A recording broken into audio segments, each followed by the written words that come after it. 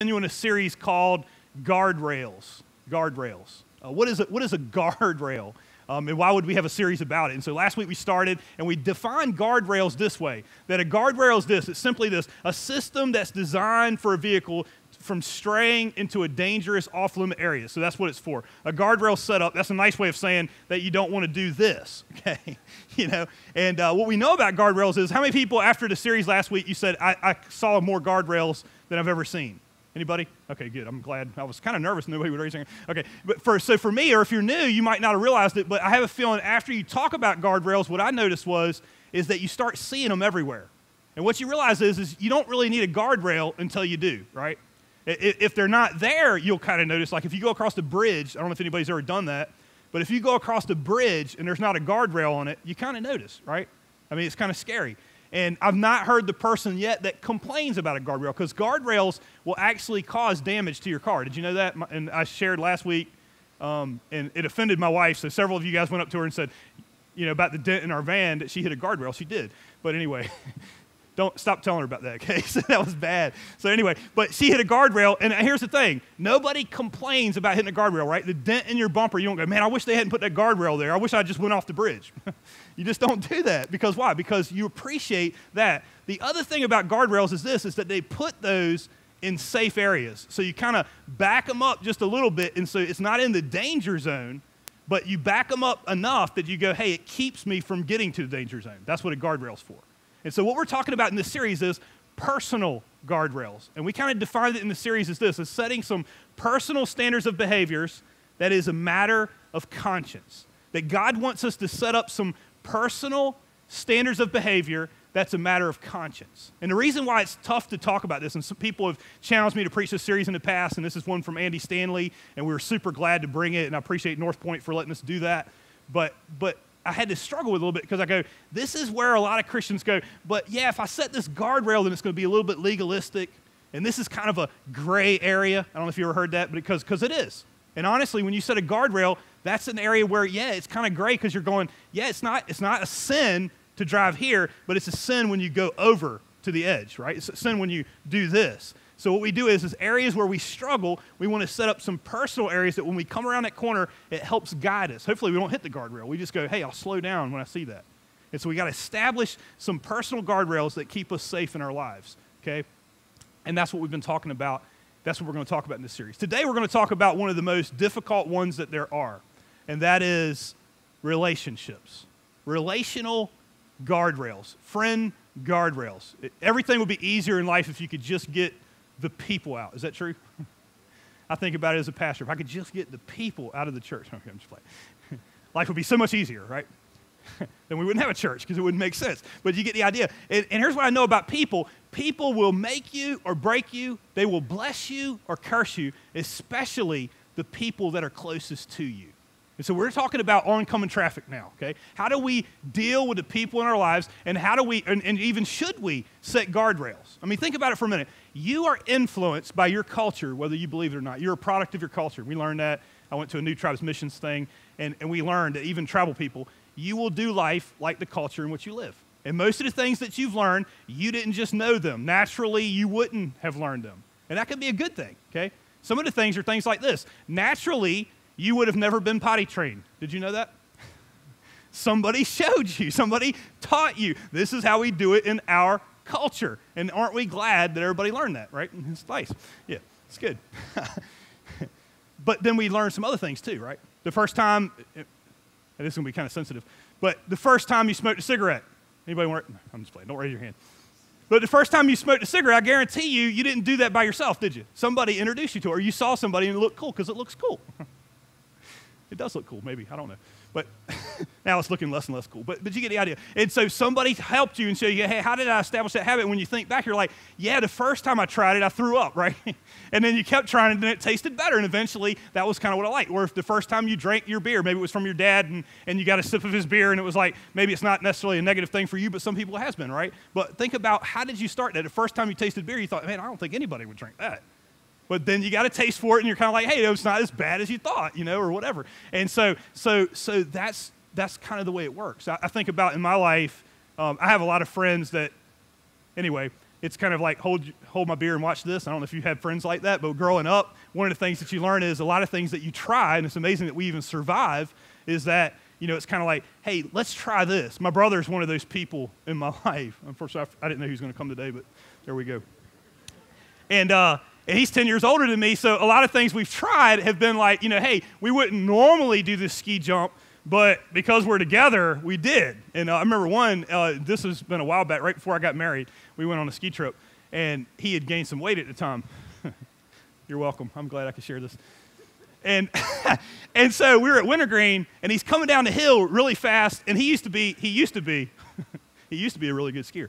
And so he hit the ski jump not knowing his new body, and it looked really good, and all the people was right by the ski lift. And so everybody's like, wow, right? He's up in the air, and then when he landed on his head. It was like, boom, and I mean, it was like a smoke cloud, and the entire people on the ski lift just applauded him. I mean, it was one of the best moments of my life. But anyway, I wish I had video, but anyway, it was absolutely awesome. And then it was like, hey, are you still alive? But that's the kind of stuff you do. I mean, you go, hey, what led you to do that, right? Because you're influenced by other people. Acceptance can be a huge thing in your life, not good or bad. It's just it can be good or it can be bad, but it's a very powerful thing. By the way, when you're susceptible to influence, you're at your most vulnerable. Let me tell you some things he did to me. See, he's 10 years older than me, and when I was a kid, when I was 3 and he was 13, he used to do this thing called taste test. Y'all ever did that? So it's like, hey, I'm going to let you taste some things, and then he would pull out, it'd be like, first it would be like sugar or stuff you would like, and then it would be cinnamon. I don't know if you ever ate raw cinnamon or raw cocoa. I mean, it's like, this is just like chocolate milk. Eat this, You're like, oh my gosh, it's not like chocolate milk at all, And then as we got older, you would think we got better, but now it was, I know you like hot foods, John, so I dare you to eat this hot pepper. And I would do it. But the worst thing he did to me was this thing called insanity sauce. Has anybody ever tried this stuff? Didn't know what it was. And he just said, hey, try this. And I was like, okay. I mean, what are you thinking? This is influence, right? And so I doused a chip with insanity sauce. And I ate it. And he's like, oh, man, you didn't eat that much of it, did you? And I was like, what? And about 1 minute into it, I understood exactly what he meant because my whole head was on fire. I mean, I could not put it out. And then I started reading the label, and it said, this could eat a hole through your stomach. You're supposed to use 1 drop in this huge thing. And I was like, you understand where influence can lead? I mean, following the influence of people can eat a hole in your stomach. I mean, that's the kind of stuff that happens. So believe me when I tell you, people can influence you to do all kinds of things, right? But not just bad things, right? Not just bad things. We heard the baptism testimonies, and it was huge. I mean, like you hear people say, hey, I was away from God, and this person came into my life, and now today, after they prayed for me, and my mom prayed for me, or a person prayed for me, or this friend never gave up on me, and then you're here today because somebody spent the time influencing you. It can make you or break you. It can bless you or curse you. But what I want to make sure you understand is this, is that you're not immune to the consequences of the people that are around you and the people that you surround yourself with. This is super important. That we're not walking through life as an island, that we're affected by them. Did anybody go to Windsor school system? Can you read and write? Or I'm just making, because I grew so that was a joke, man. Come on. I grew up in Windsor school system, and I'm a product of that system, and I can read and write. It was absolutely awesome. It was a joke. We'll edit the video. It's fine. Everybody relax. Relax. Best time of my life, okay, in 7th grade. But I got to tell you about this, okay? In 7th grade, my favorite teacher was Milton Kemp. Anybody have Mr. Kemp? Okay, great. Awesome guy. That was back when you could smoke in the classroom. Mr. Kemp would light up a cigarette and blow a smoke ring across the classroom, I swear. But he's an awesome man. He was an amazing teacher. But I remember our 7th grade class, what they did in our 7th grade class was this. They said, Mr. Joyner was the principal. Anybody have Mr. Joyner? And he was about 4 foot tall, and he was all attitude. I mean, he was big attitude. I mean, like he was older, but he said it like it was. No political correctness in this man at all. And he came down to our 7th grade class, I'll never forget this, and he brought us all into like an assembly, and he brought us all in, and he said, I need to tell you something about this class. You guys are the worst class that Windsor Elementary School has ever had. Now, we were middle schoolers, basically, but they didn't separate it out. And he said, so here's the thing. You guys aren't going to Washington, D.C. That's the way it's going to be. because we would not inflict you on Washington, D.C. I mean, how bad do you got to be, all right, to not be accepted in Washington? But anyway, but he said, we have always done it my entire career as a principal. We've always sent the 7th grade class, but your class isn't going. I was like, man, that's terrible, right? But if you knew the people in my class, you would know. I mean, we really were. I mean, like, there was a lot of juvenile delinquents in the class that I was in, and I was probably one of them. But anyway, some of them weren't juvenile delinquents. Some of them were like 18 years old. They just repeated 7th grade many times. And so anyway, you know who you are. Some of you guys are here. That's fine. You got it. But can I tell you something about that? Here's the thing. The people around you affect your life. Because I got a feeling there were some people, not necessarily me, but there were some people in that class that deserved to get to go. But they didn't get to go because they were associated with the people that are in this class. Let me tell you something. The people in your lives will affect your life. The people in your life will affect your life. It's absolutely true, okay? And we're going to take a look at just one verse in the Bible today. Don't get excited because I can spend a lot of time on one verse. All right. Proverbs chapter 13 and verse 20. That's what I want you to turn with me. We'll put it up here on the screen. But I really want you to kind of lean into this one because Solomon, he did a great thing when he wrote this verse, but I want you to think about it because it's so true. Proverbs chapter 13 and verse 20 says this, walk with the wise and become wise, for the companion of fools suffers harm. All right, what I'd like you to do is if you could just read this with me just for a minute, okay? Everybody read it together. Walk with the wise and become wise, for a companion of fools suffers harm. All right, just a minute. No, I'm just playing. We won't do that. It's really easy to hear. It's very difficult to do, believe me. There's a promise, and there's a warning. The promise is this. If you walk with the wise, if you live with the wise, you yourself will become wise. You'll be better off for being around them. If you have companions that are fools, their warning is this: you will suffer harm. That's just a fact. You can like what I said, you can disagree with what I say, but it's not what I say. This is what God says, and so it's like the law of gravity. You can disagree with the law of gravity and just try to break it and see what happens to you. You'll break yourself against it, okay? And this same thing is true here. Absolutely true. So I wrote down a couple things just to make sure that I don't forget. The first one is this, is that the wise people in your life, here's how they live. They live as though life is connected, okay? The wise people in life live as though life is connected. It means that one thing leads to another. They understand that life is a path, not just an event. Absolutely, okay? And by the way, when you're with the wise, your life is better for it. Now, there's a difference between being intellectual and being wise. Does everybody understand that? You do get that right. Because there's some intellectual people you could be around, and your life isn't better for it. There's some so-called religious people that you could be around, and your life isn't better for it. Is that true?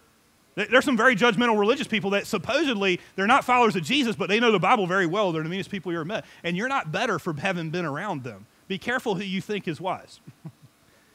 Believe me, there's a lot of wolves in sheep's clothing. That's just how it is. And so watch yourself. But the wise people, here's how you know they're wise. Because your life is better for having been around them. Your life is better for doing life the way that they do life.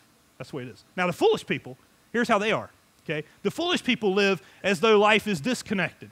One thing doesn't lead to another. They're much more like, not really a path. I just don't know how I got here. This bad thing happened to me, and I just don't understand how this happened.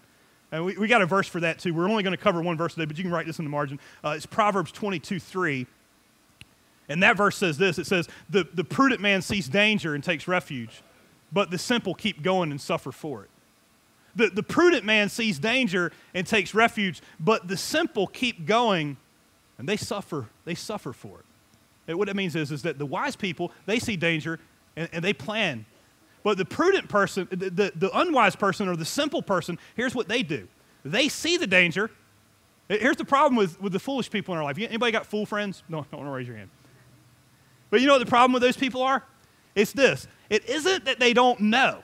Because even at church, here's what we get a lot of. They go, man, that's a good point.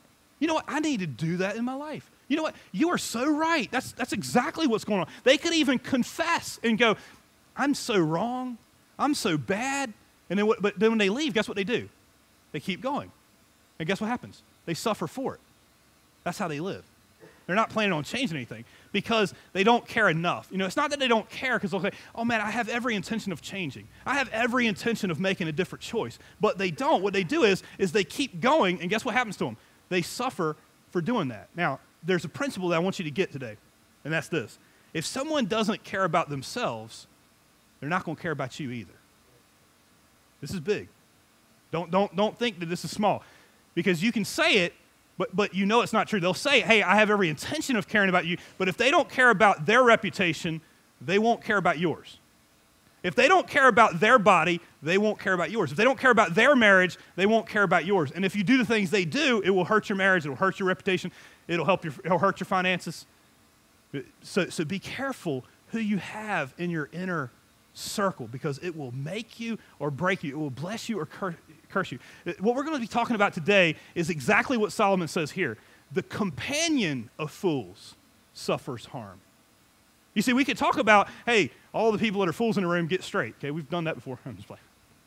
And we all can be foolish. That's not the point, okay? We can all be wise and we can all be foolish, and we get that there's different times. But here's the thing.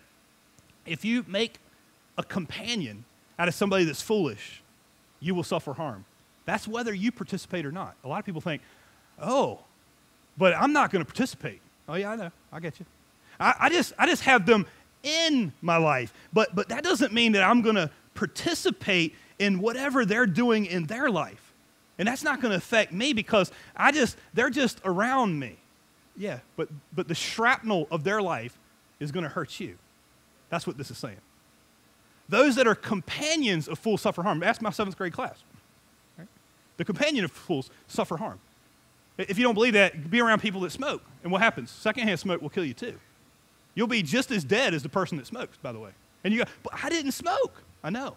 But you're still affected by the people that you surround yourself with. You see, you're starting to understand some of the things? And the warning that I have for you is this.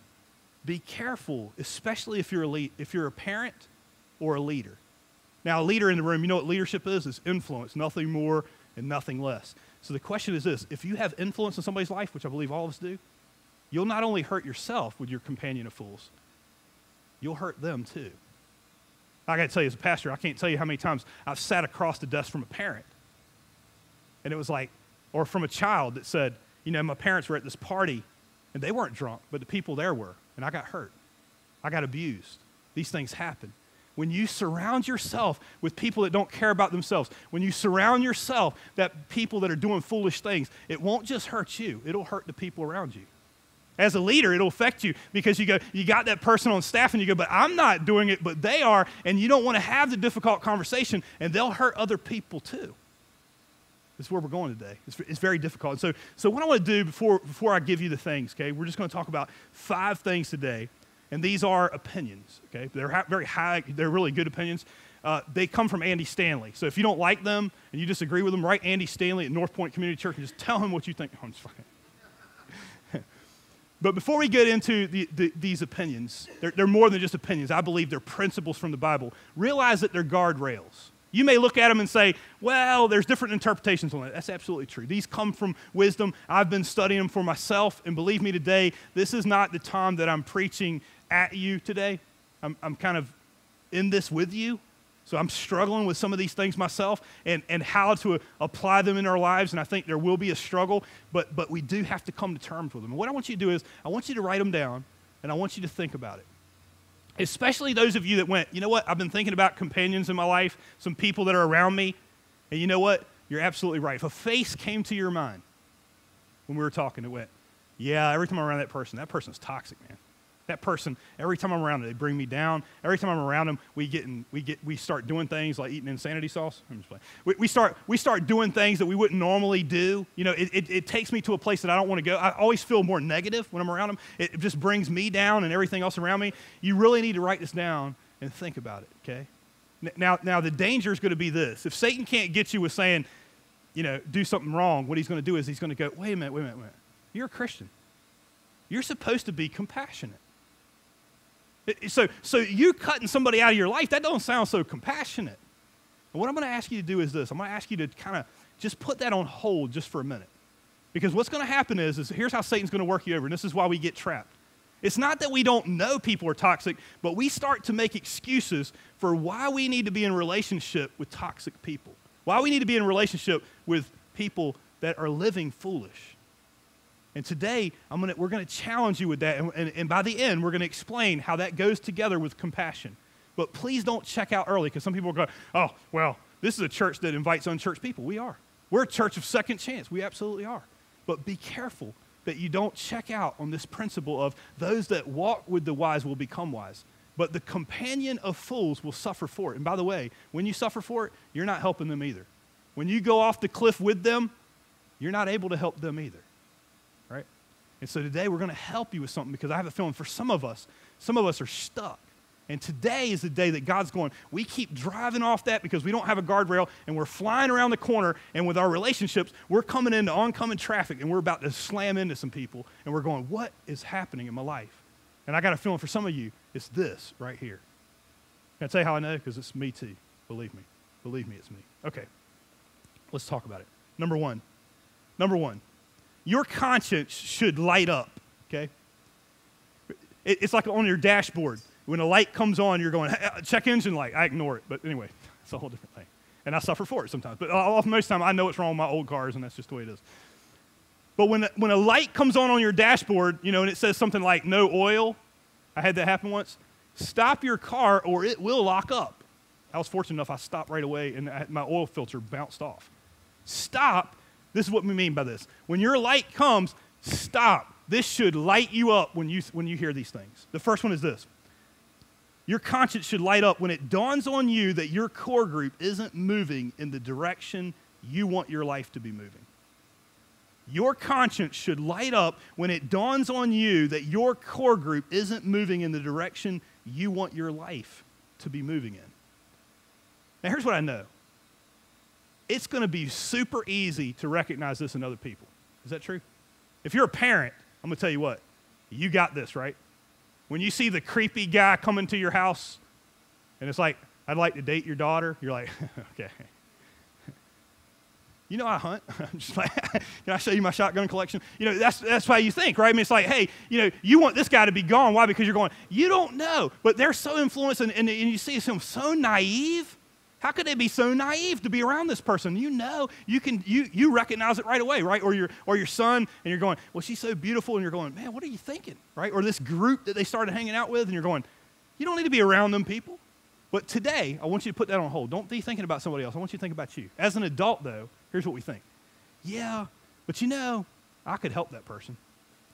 I could let that person in my life, and they won't influence me. It'll be okay. I know what they're doing is wrong, and I know about what I'm doing to be with them. I know this isn't the normal way, and I know a lot of people are going to say I'm enabling, but I'm still going to do it, and I'm going to accept, right? I'm going to come in, and the problem is that I don't think it can affect me.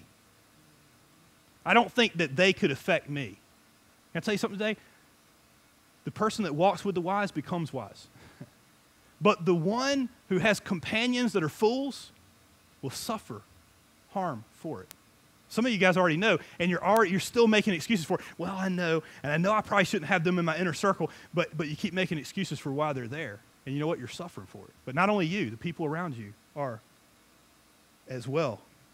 It's one of the reasons why in our church we have community groups. And if you didn't know that, I just want to introduce you to that, to go, hey, our job in this church is not just for you to be here in rows. As great as my sermons are, and they are great. They're okay. But here's the thing. They're not good enough to do what a small group will do for you. Your small group and the influence you have, your inner circle, will make you or break you. It will bless you or curse you. Those that walk with the wise will become wise. Those that have companions as fools will become a fool. Those of you that are isolated, Satan will pick you off when you're by yourself. You will stumble out and you won't even know what happened. I'm telling you from personal experience. I did it for years. I stumbled out for 10 years. Why? Because I had nobody in my life. I was a pastor, and I stumbled out. How did that happen? I can tell you how it happened. Because I connected to the teaching part, I connected to the principle part, and I thought that it was just enough to know, but you need godly people in your life, and they will help you. That's what small group's about. And some of you guys need one. I'm telling you, the people that have stumbled out, most of them, if not all of them, they stumble out because they don't have an inner circle. When we've asked, hey, people that got upset, people that have been disenfranchised, I can tell you where a lot of it comes from. We say, hey, are they in a small group? No. Were they ever in a small group? No. They really haven't connected. Where's that person? Nobody knows. You need a small group of people to help you. Be careful who you put there because they will affect your life. That's number one. Number two, your conscience should light up when you catch yourself pretending to be someone other than who you really are. If you have to change who you are, then that should light your conscience up. When you get around a group of people and you're going, well, that's not really me, but I start speaking this language that's not my normal language, right? I start using words that I don't normally use. The Navy has a language. Did you know that? I'm just playing. Right, Jessica? Just playing. But when you get around those Navy people, what happens, right? You know that's the influence, right? And some of that you can't cut out. That might be funny, but here's the thing. A lot of people change when they're around other people. Here's the warning, though, that I have. A lot of people are thinking right now of going, it's so true that when you start pretending to be somebody you're not, that an old group of people can pull you back into an old lifestyle. Did you know that? This is what happens a lot when somebody first comes to faith in Christ. I see it all the time. Because we have a lot of people that come back to faith or have been away from God or have never been with God, and when they come, they experience God, and it's like they go to a whole different plane. It's absolutely amazing. And I don't want to take anything away from that. But there comes a time, usually about 6 months in, where the newness is kind of wore off and they're doing the thing, and all of a sudden, something hits them that is from the old life, and it draws them back. And now all of a sudden, when they start going back around those people, and it's like, well, I should befriend them. I should get with them. I should hang out with them. And all of a sudden, all the things they used to do, they start doing again. They didn't bring the person out of that old lifestyle. They went back too soon. And they don't have a group that's supporting them. What they have is they're going to go in there by themselves, and all of a sudden, we don't see you anymore, right? And then we come back when your life has went off the rails again, right? And then you leave, and then you come back when your life went off the rails again. Are we picking on you? No. Don't think I'm pointing you out. By the way, we all done that. That's how you come to faith in first. You go off the hill, and you crash, and then you come back, and we don't realize that, and God will help you again and again and again, but eventually, you have to say, hey, I got to change something, because what happens? Right? If you've ever been on drugs and there's numbers in your phone that you go, you got to get rid of those numbers. If you start getting around the people, you're going to start acting like you don't want to do it, right? But because you're around them, you start acting like them. Now, there's another area that a lot of us Christians are going to seem very sanctified here. But can I tell you something? The most evil people on the planet are not out in the world. They're not the drug dealers. They're not the drug addicts. They're not the alcoholics. They're some of the judgmental Christians. Do you know that? I mean, Jesus was probably the hardest on them. And he even told them, he said, you yourself won't enter the kingdom of God, and you won't let anybody else either. That's what he said to the religious rulers of that day. Let me tell you something. Some of us have some groups of people that are not wise, but they're very religious. And we hang out in those groups, and when we come back, we're so much more judgmental. We're so much less accepting of another person. They're hate groups. That's all I can say. I don't know what else to say. Because when you come out of them, you hate. They might believe right, I don't know. But whatever that is, when you come back out of them, it's like somebody just washed you in battery acid, right? And you've all of a sudden came, and everybody in the world stinks except for you. You know what I'm saying? You ever seen that person? It's like you look like you smell around them, and you're like, what did I do, You got to get away from those people. Because here's the thing, you're going to become like them. You'll start to become something you're not. You're like, well, I'm not really feel like that, but I'm around these people. And by the way, it not only affects you as a leader. When you're around them, guess what? They're doing that to the people in your lives. They don't accept them. They don't help them. They don't do that. And how many people have been turned off by church because somebody was so mean, somebody was so hurtful? See, I don't think Satan does his greatest work out there. He does it in here. And it's when we start gathering up Christians that are so judgmental. Leave that group, turn in your card, get out of it, okay? Same thing, wife hater, men hater clubs, get out of them, okay? It ain't gonna help your marriage. If you're around people that just constantly hate their husbands, is that what you want? You wanna hate them? Get with that group. All right, men, same thing, right? Go party with your friends, see what happens. I'm just telling you, you gotta turn it in because you'll start saying things that you don't really like. You'll come home and it permeates more than you know, and your language will change at home and they'll notice it. Not just bad words, although that's a piece of it, right? When I get around people that use the language like I used to, man, you start saying it, and all of a sudden man, I don't want to be up here and let that slip, right? But you don't want to have your life like that. Don't live like that no more. But I'm telling you, the same thing with Christianese stuff. It's like all that hateful, judgmental language, get that stuff out of your life. Be careful who you're hanging out with. Your conscience should light up when you're pretending to be somebody that you're not. I'll tell you what people are doing, though, to you. The reason why we're tempted to keep them in our lives, I wrote this down so I wouldn't forget. It's the same reason that I do, because they play on your insecurities. When you have somebody in your life and all of a sudden you start to blame them and you think it's their problem, it isn't, because whenever I'm disturbed, guess who the problem is? It's me. Oh, it's them. They made me do it. No, they didn't. Because they played on your insecurities. You're insecure in an area of your life, and the reason why you want them, the reason why you need them, the reason why you have to enable it, it's because you got an insecurity. I'm just saying, that's something I've noticed in myself. Number 3, your conscience should light up when you feel pressure to compromise. Your conscience should light up when you feel pressure to compromise, something that you said, hey, I'm not going to cross this line. If you're constantly crossing lines that you didn't mean to, hey, I'm not eating a donut. No, I'm just playing. That kind of. You're constantly compromising. Hey, I don't want to do this, but that person is a pusher. You got a boundary issue. Let me tell you. Let me give you a couple of those. Here's a phrase just to write down. It says, when what has never tempted you before now becomes a life option. That tells you this is happening. That should light your conscience up. When what has never been temptation before, like you're like, man, I really haven't thought about doing that, or I haven't thought about doing that in years, and all of a sudden, because you're around these people, because you're around this person or this group, you're like, you know what, maybe? If that's the life option, you need to get away from that group. But here's the thing. It's not when you do the behavior, but the pressure to consider it. If you're feeling the pressure all the time when you're around that group, you really need to, this should light your conscience up. You need a guardrail. Number 4, your conscience should light up when you hear yourself say, I'll go, but I won't participate. Your conscience should light up if you're going to anything that says, I'm going to go, but I ain't going to participate. Let me ask you a question. Why would you go? If you can't participate, what are you doing there? Right? I'm telling you, it will mess up your life. I'll go, but I won't participate. Let me tell you who the most people it's going to affect. I'm a pastor's son, so I get this more than anybody. Your kids. You go, well, yeah, we're going to go, and it's just one of those things we do, but don't tell anybody. I heard a great pastor before we started this church, and I'm really glad I got to hear this. His name is Larry Osborne. He pastors a very large church in California, but he's very laid back. I remember Larry Osborne, very wise man. All the other people were young at the conference, but this guy's old, and he has a big white beard, kind of like Santa Claus. And he came out on the stage, and he said, pastors, let me do you a favor. Whatever your convictions are, do those. Don't do them halfway, though.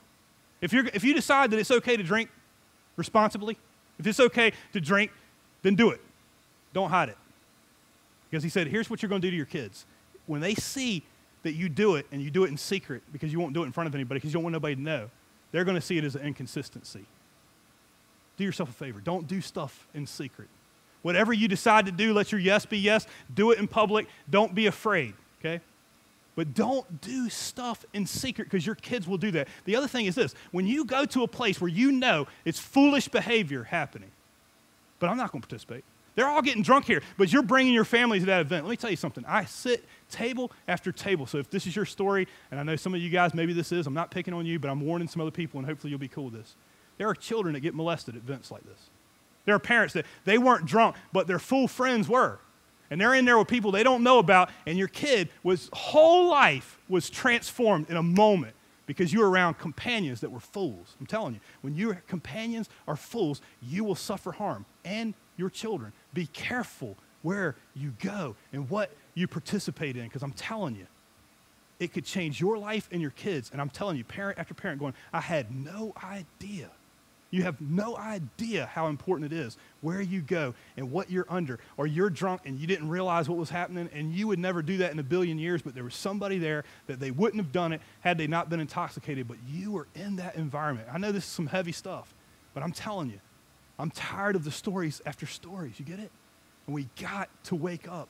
Number 5, your conscience should light up when you hope the people you care about most don't find out where you've been or what you've been doing and who you've been doing it with.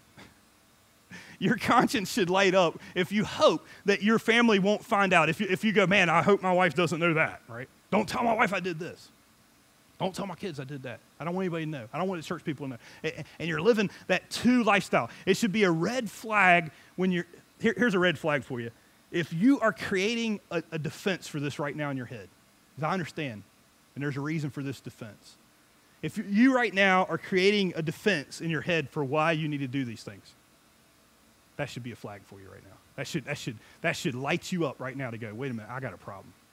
If you're starting, because here's the thing I know, it's not that easy, is it? Because these are relationships, and on one side, this person could be okay. I get you. And you're like, but they just have this one thing, and nobody really understands them, but I'm the only one that understands them. You're Jack Bauer, and everybody, you're the only one that can, right? You're the only one that can save everybody. If that's where you're at, that should be lighting you up right now, because you're making defense. Why, I know it didn't work out for everybody. I know they treat other people this way. I know other people have suffered for this, but I'm the one person that can change them. This should be lighting up your life right now to say, wait a minute. If you do, here's what I know. If you walk with the wise, you'll become wise. If you got companions that are fools, whether you participate or not, whether you do it or not, whether it's just being around them, you will suffer harm. You will suffer harm. It's an absolute fact. The reason why we don't want to deal with it, I'll tell you. And I have a feeling somebody here is a leader, and you need to hear this. We went to a Dave Ramsey simulcast. You talk about a great leader. And he had all these great leaders in the room, Patrick Lencioni and different ones. And the one theme was this. They were like, there's a complicated situation at your work that you need to deal with. Somebody's a boss here today, and you're doing this. And you have defended this person to the hilt, but you know that even though they have the skill set, they don't have the character that they need, and you need to let them go. And by the way, everybody's going to thank you for it when you do. But believe me, do not delay this. Somebody, I don't know who that's for, but somebody probably needed that today. I'll give you 2 books that you can write down. The first one, to be able to establish some guardrails in your life. Anybody guess what the first one is? Because I always recommend it. You said it enough when you say that. I say it because maybe there's somebody new who's never heard of it. There's a book called Boundaries by Henry Cloud. Absolutely awesome. Actually, anything by Henry Cloud is amazing. So if you've never read that, please get it. Boundaries by Henry Cloud. It'll help you be able to establish boundaries in a healthy way. How can I establish boundaries and still be a loving Christian? It'll help you in your life. The other one is this. It's called Fierce Conversations. If you're having to have some difficult conversations, and you're like, I don't know how to do that. Some of you guys, you're just born and bred in it, but you probably don't know how to do it either, because the fierce conversation doesn't mean it's mean. So if you have to do it mean or angry, then you probably need this book. The book is called Fierce Conversations by Susan Scott. And I think it's these are 2 of the most godly books that we could get right now, because here's the thing. A lot of people can't have the difficult conversations in their lives. How do I do it? How do I tell them? Because a lot of us are going around it, and here's the thing. We're not helping them either. I wrote down just a couple more things because I want to make sure we get this today to bring this full circle. Never confuse, and you can write this down if you want to, never confuse compassion with wisdom. Don't confuse compassion with wisdom, okay? And by the way, compassion for people, right, when you care about somebody else, will never cause you to make an unwise choice, an ungodly choice. This is where we go wrong. I know I'm out there, I'm going to sacrifice myself for them. That's not where you're sacrificing something God never asked you to do. If it's sacrificing your character, if it's sacrificing you to go places you wouldn't normally go, if you're making excuses for it, that ain't God. By the way, Jesus didn't either. Jesus had compassion for people. Jesus sacrificed his life for the needs of mankind, but Jesus never made an unwise decision for his compassion. And by the way, when he wanted to have fierce conversations, he had them. He said what was on his mind. He said it with love. Sometimes he said it in anger, in love, but he said it. Be careful that you don't confuse. Don't confuse being compassionate and going, yeah, well, I guess I can't be wise. Don't confuse that. Because here's the thing. There is no conflict between compassion and wisdom. There is none. There is no conflict between the compassionate thing and the wise thing.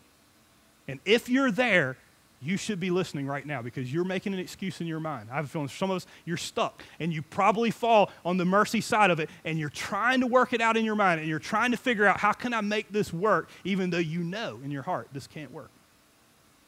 And faces have already started to come to your mind.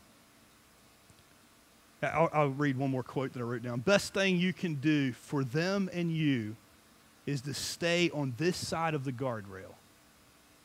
The best thing you can do for the person that's in your mind right now is to stay on this side of that guardrail. When you establish a guardrail, you're not going there with them. By the way, they might not be happy about that. What?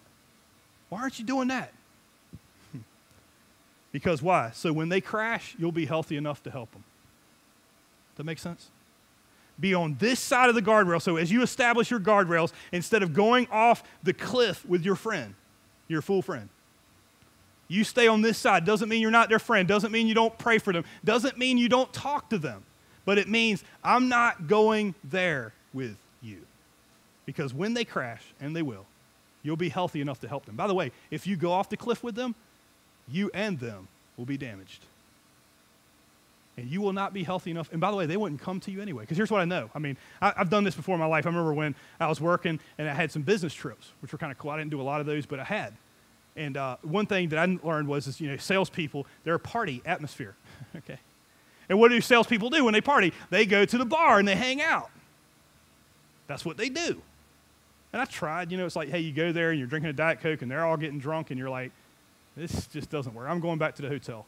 And I remember feeling like about this big. I mean, even as an associate pastor or being, mentored to be a pastor, I left going, man, I want to be there with them. I mean, because they were really nice people. I mean, and the problem was you see them the next day, and what happens? They're there, and they're a little bit hungover, but they all have stories about what has happened in their lives. And I remember just thinking, man, I kind of felt the draw for the first time, because up till then, you're running in Christian communities, and like we don't do that stuff anymore. But when you watched them, it was like, man, they all have a camaraderie that I don't have. They're all making sales that I'm not going to make because I don't have those contacts, because I was in my room last night eating cookies while they were drinking. Until somebody goes, you know what, I messed up last night, and something that was kind of funny when it started, I had an affair and I didn't mean to. What do I do? And guess who they come to when their life crashes? The Christian. They sneak into your office and say, hey, would you pray for me? Let me tell you who they're not going to say that to. The people that are in the car that go off the cliff with them. The people that are there but aren't participating, because nobody is a red flag. I'm telling you, when you set up guardrails in your life, people will pay attention. And by the way, when you set up guardrails in your life, the culture is going to make fun of you. They're going to go, man, what is wrong with you? You can have one beer with us. Come on, right? Some of you get it? You can do this. You don't need to have that guardrail in your life. They're going to make fun of the guardrail. But here's what I also know. When you go over the side of the cliff, they'll ridicule you. You'll be all by yourself. That's how it works. Your friends will be there, just like the prodigal son, right? They'll be there with you all the way till you go over the cliff, and then when you're over the cliff, no one will be there. You will be the most alone you've ever been. How do I know? Because this church is built on that, right? You come here because when I crashed, there was nobody else there for me. That's why New Branch Community Church exists. I know, because I was the same. And then you learn, I got to have a guardrail. And yeah, they might make fun of your guardrail, but here's the thing. They'll come to you when they need it. The wise choice is not the uncompassionate choice, believe me. And if you think that, Satan is messing with your mind. He is playing on an insecurity that goes, I can't handle them not accepting me. See, it's not you accepting them. It's you can't handle them not accepting you. You're not strong enough. You don't have the confidence. But you see, Jesus came that he might give you confidence so that you can walk with the wise and be wise, and then you can help some people that are foolish with their lives. But you don't participate. You don't go there. Notice the story in the prodigal son. He never went to the pig pen. Did you know? But when he came home, he helped him. He could love on him. He was healthy enough to help that son. I'm telling you, if you establish them, it will make or break you. It will bless or curse you. All right, one final thing. What I would like you to do is this. I have a feeling for some of you guys, you have a face in your head right now. Is that true? There's somebody in your life you're going, yeah, I know. I know that group. I know that person. I know. And you're making every excuse right now for why you can't. You know how I know that? Because that's what I do. It's like, yeah, but I'm going to try this. I know, but I'm going to try this. And what I want you to do is, I just want you to project with me. I want you to look into your future just for a minute, okay? 1 year from now, I want you to think about, what would it be like? 1 year from now, what will it be like in 1 year from now with that person? What will it be like? Just think. Just close your eyes and think just for a minute. And go, walk it out in your mind. this thing's going to lead to this, and this thing's going to lead to that, and 1 year from now, or maybe less than a year from now, this thing's going to blow up, and it's going to blow up my life, and now you're off the cliff, and your life is knocked out, and the shrapnel of their life is all over you, and now you have to deal with the crisis, but not the way you want to, right? You didn't prune the tree, the branch fell, and about knocked your life out. You get the picture? And I want you to think about how that's going to feel a year from now. That's where you are. And then I want you to think, right beside the car, your car of life that you just drove off this cliff, I want you to think about the fairy from the Wizard of Oz comes, and she comes right beside your car, and she says, hey, if you click your heels 3 times, you can go back. You know, that message that John was preaching, you could go back. Huh? And have a redo. I don't know if you believe in Wizard of Oz. That's fine. You don't have to. But here's what I want to tell you. Right now, today, I want you to act as if it was then. And now you get a second chance to redo this. What do you need to do? Maybe you need some help. That's what we're here for. But apply these guardrails or it will break you. Let me tell you something. Those that walk with the wise will become wise. Those that are companion of fools will suffer harm. Okay? Can I pray for you today? Let's stand for prayer.